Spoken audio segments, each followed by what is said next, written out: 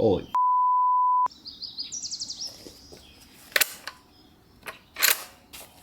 Wow. Jesus. That'll work.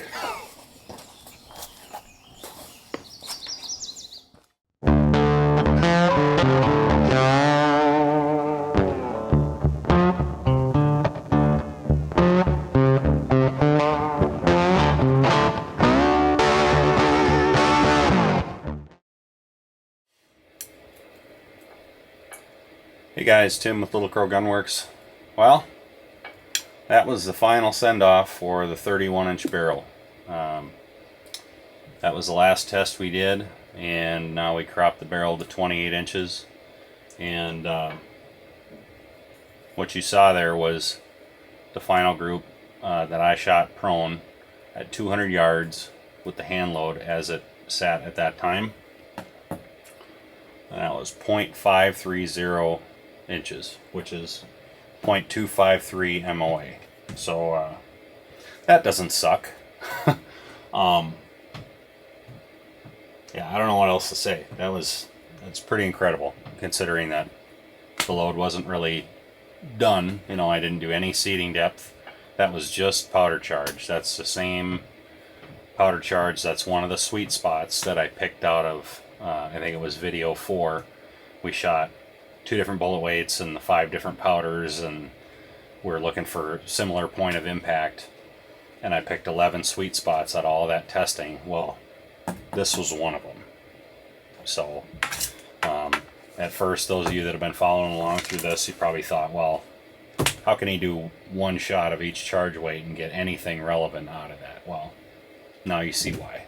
This isn't the first time I've done this, and you see what kind of results you can get. But the caveat is that I think we're still a little bit warmer than we want to be, based on the velocity. So that load was somewhere in the like 3140, 3150 feet a second range, which is higher than the goal we set out to achieve initially. We are cropping the barrel, so we're going to lose some velocity there, but we're also trying to kind of walk this tightrope of meeting the velocity threshold we wanted to meet originally, but also, you know, this is going to be a product when we're done, and we want to put our customers in a position where we can say, okay, you buy this rifle, it's going to have, let's say, 4,000 rounds of usable barrel life, of accurate barrel life. Okay, 4,000. Well, how do we get to that 4,000? Now we need to assign a certain number of pieces of brass to it to get to that 4,000. Well, let's say that number is 500 pieces of brass. Well, 4,000 divided by 500, you need to get 8 firings on the brass before the primer pocket gets too loose to hold the primer. So we're kind of trying to walk that tightrope of, you know, this is Nosler brand brass. It's okay, but it's not the best there is. So we're having to play that game of, can we get more velocity out of this cartridge? Sure. What's that going to mean for brass life? You know, we don't want to put our customers in a position where they need 1,000 pieces of brass and then they only get 4 firings on the brass, and the brass is toast at the same time the barrel's toast. We'd rather not have to have you invest in 1,000 pieces of brass. I mean, this stuff is almost $1 a piece, so now you're putting almost $1,000 into brass. I'd rather not do that, you know, or buying 1,000 rounds of factory ammo and then you only get to load it 3 times and it's toast. So we're kind of trying to play that game. So because of that, we cropped the barrel to 28 inches, and then we decided to let the load down from this point. I think that was 28.46 grains of N540. We decided to ladder down in this video. So what we shot here is going to appear on some other videos. There's a couple different videos we did. This was basically a dwell time test, which I'll link that up in the corner. It'd be in this corner, I think, to the link to that dwell time test, and we'll cover all of these results. And then we also did a video on our BOG Death Grip tripod ball mount adapter, and that was this row down here. we shot at 200 yards off a tripod, seated, but nevertheless off the tripod. And we wanted to see what kind of groups we could get with factory ammo, and then this same hand load. So the hand load's on this side, the factory's on that side. And then I shot, Dale shot, I shot, Dale shot, so we could see what kind of groups we could get. We had a bigger sample size than just me shooting. So that stuff will be in other videos, but basically what we did for this video was we took that load, which was 7 thousandths off the lands. 1.940 is the seating depth to the ogive, and we went down from there. So we went from, this was 28.46, we went 28.3, 28.2, 1, 0, and so on, and we went all the way down to 27.1 grains. And we were going to repeat what we did in video 4, where I just did one round at each charge weight, and then I'm going to fire at the same point of aim, so it'll be 28.3 all the way to 27.1, and shoot all at the same place, except this time I'm going to load that ladder twice. So I'll shoot 13 different charge weights at one point, and then 13 different charge weights at another point. And what I'm looking for is sequential shots to hit in the same place, or the same charge weight on each ladder to hit in the same place. That can be another way. If you're willing to spend more components, that can be another way to try to find a load like this, is to shoot the ladder twice, but then, like, if shot number 7 hits in the same place on both ladders, then you're probably onto something. So that's what we're going to do. And we'll track the velocity through this, because we're also going to be watching that too, and see if there's another spot in these ladders that we can pick to pursue further that still meets our velocity threshold we set out to meet with this series and with this project, but also helps extend the brass life, because I've been working the same 100 pieces of brass. We shot it as factory ammo, and we worked it, and we've been working it, and it's getting up there in firings, and it's not at the end yet, but it's kind of getting close. So we want to see if we can make the brass last a little bit longer. So we'll take you out to the range and we'll shoot those 2 ladders. All right, we're out here on the range and we're ready to get started. We're going to start with the factory ammo. We'll just do 2 groups of 5 to get a baseline with this 28-inch barrel now that we've cut it down.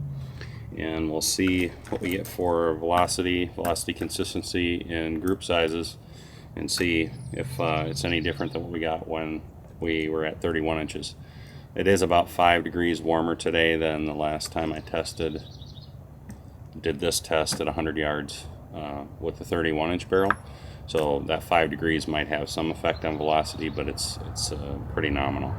It's probably on the order of 5 feet a second, something like that. So we'll get started here shooting groups, and we'll see what we get. I did clean the barrel after we cut it down from 31 to 28. I went through and scrubbed it pretty good. This gun has a few hundred rounds on it now. And before we got into more testing at 28 inches, we wanted to give it a good scrub, so I did do that. So we might get a little bit of point of impact shift on this first group, but I think it should settle in pretty quick, and the second group will give us a pretty good idea of how it's shooting. So here we go.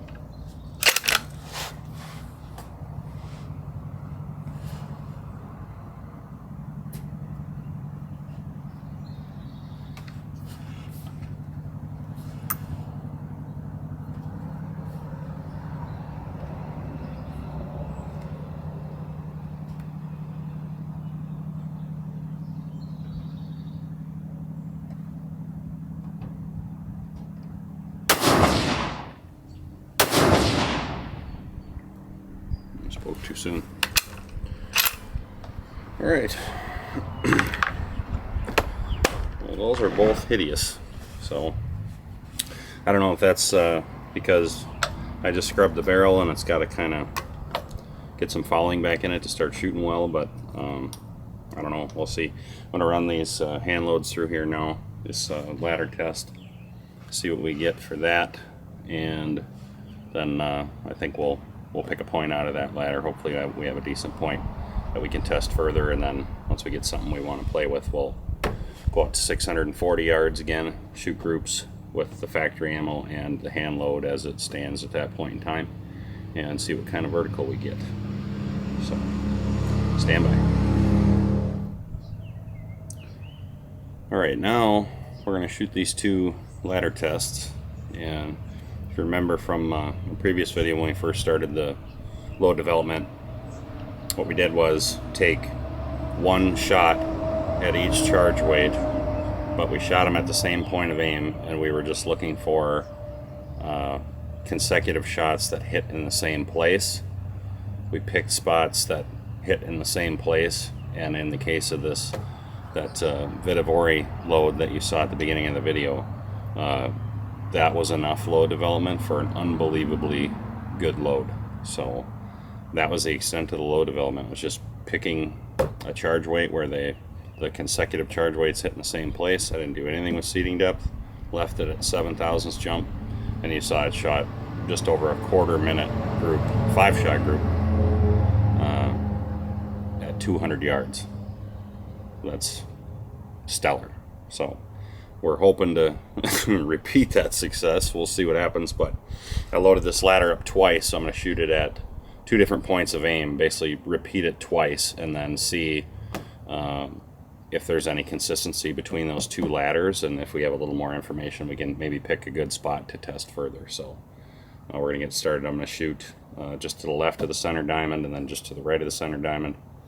We'll start with the highest charge weight first, 28.3 grains, work our way down to 27.1. We have 13 shots, so I just did them in 0.1 grain increments just for simplicity. So I'll start with the highest charge first, which is about 0.15 grains lower than that charge weight from the group at the beginning of the video. So we'll see how it goes here.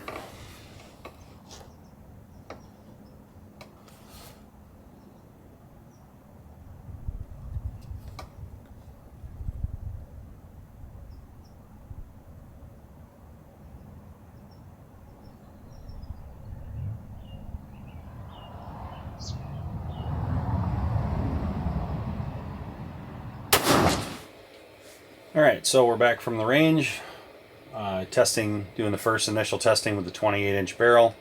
And how did we do? Well, not terrible, I guess. The factory ammo kind of sucked. Now, when we shot this initially, we shot a couple different times with the 31-inch barrel and shot the factory ammo. And I think the last time we shot it was on video 3, test 3, and I think our aggregate, let's see, yeah, our grand aggregate for the day, we shot a bunch of groups. I think we shot 6 groups, so 30 rounds, and our grand aggregate for the day was 0.795 inches. Sub MOA, but 0.795 for 30 shots. And this time we only shot 10 shots, and our grand aggregate was 1.245 inches. Not great. So this first one was 1.3 inches center to center. Second one was 1.190. You know, not much vertical, but a lot of horizontal. It just doesn't appear to be very happy with this barrel length. So velocity, we went down to 2877 at this 28-inch barrel. I think the average for the 31-inch barrel was around 2900, 2905, something like that. So lost about 30 feet a second or 10 feet a second per inch. Not catastrophic, but worth noting. Again, factory ammo, we didn't alter that in any way. We just went and shot it. And the SD and the ES were similar to how it was with 31-inch barrel. That didn't really change, but the group size certainly changed. And then we shot our 2 pressure ladders with N540. We were going from 28.3 grains down to 27.1, and we shot it twice. And the only real standout we saw was shot number, I think it was shot number 7. 1, 2, 3, 4, 5, 6. Yep, shot number 7, which was 27.7 grains, hit exactly right here on both ladders. So both ladders, it was about whatever that is, 3/8 of an inch low and 1/4 inch right on both ladders. And the velocity for those two shots were 3,030 feet a second and 3,037. Pretty good. I also did some math, and from 27.8, 27.7, 27.6, for those 3/10 of powder on both, between this side and this side, from 27.8 to 27.6, the extreme spread was only 29 feet a second across those 3 charge weights shot twice. And that was the most consistent 3/10 of powder in the whole ladder. So that was 29. Everywhere else it was higher. Whether, any 3 consecutive charge weights, it was higher than 29 feet a second. So that's a good sign too. Most consistent velocity and identical point of impact.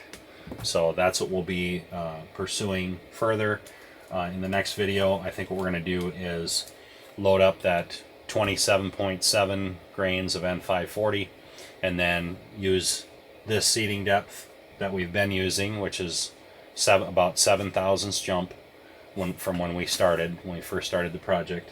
It's probably more than that now. I'm sure we've got some throat erosion, but that's 1.940 to ogive, or 2.483 overall length. So we'll start there, and then we're going to seat. We'll do 3 rounds at 1.940, and then do 3 rounds at each increment going shorter and shorter. We'll go in 3 thousandths increments, and we'll test a spread of 60 thousandths worth of jump, and we'll see what we can get out of that. So pretty encouraging. We'll see what we can wring out of this. We had great results doing this at 31 inches, so I'm pretty confident we'll find something out of here to pursue further. So thanks for checking this out. We'll see you guys on the next video.